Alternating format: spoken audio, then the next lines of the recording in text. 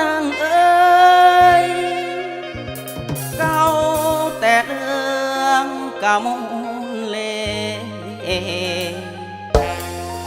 ข้าวเก็บมากกาแฟน้ำอาแอมอยู่ปากซองยังคิดเห็นหน้าน้องบ่มีมือว่าสิเลือลายามกะหึมนอนลวงแล้วหัวใจเก่ามันเอาอังนั่งน้ำตาลังย้อย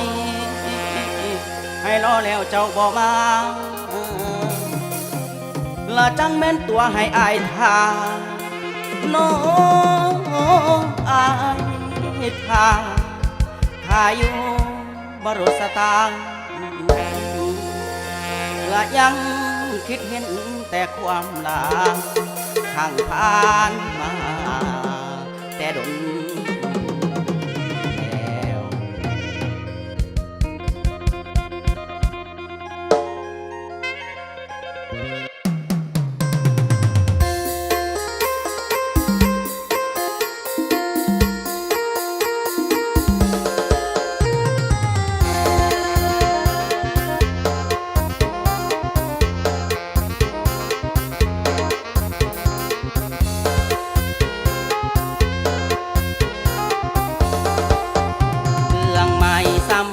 กะมุนละน้องดังบอนเนื้อทองยามเก่าเผาว่าโมลำกลับมุงซ้อมบอกเสียงเก่าชูน้ำยามปียามคำคิดนำน้องบ่วาย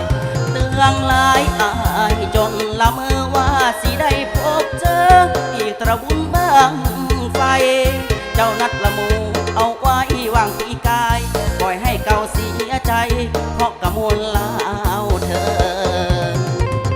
ไว้มาและแต่เปิ่งเข้านั้นได้มายามกันอยู่ที่เมืองปากซองกองกะเพราใส่บาแต่เสาและน้ำเข้าสู่ดงฟ้าห้องโป่งอดังทรงท่าใกล้น้ำตะเกาดินไหลย้อนกับเมืองกะมวยเด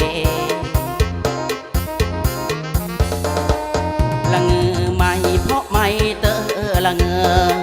คำเว้าคือว่าจะบ่หลอกบ่ลวงอาณาแท้ลาให้ภาวะแต่พุ่มพวงจนเจ็บซ้ำในสวงเพราะกะมูลละเก่าเยอะจากอายไม่ฝ่ายกับอายเตอแสลงจากแม่นคมแทงด้วยตระวีเยอะของเจ้าไอตกละเงอเตอละไงของนุ่งยาวมีสุขกับเขาแสดงข่าวเก็บมากกาแฟ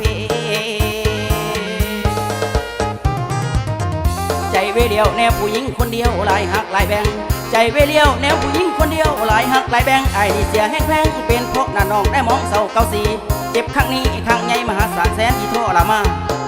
ย้อนหักสาวเล่าเถิง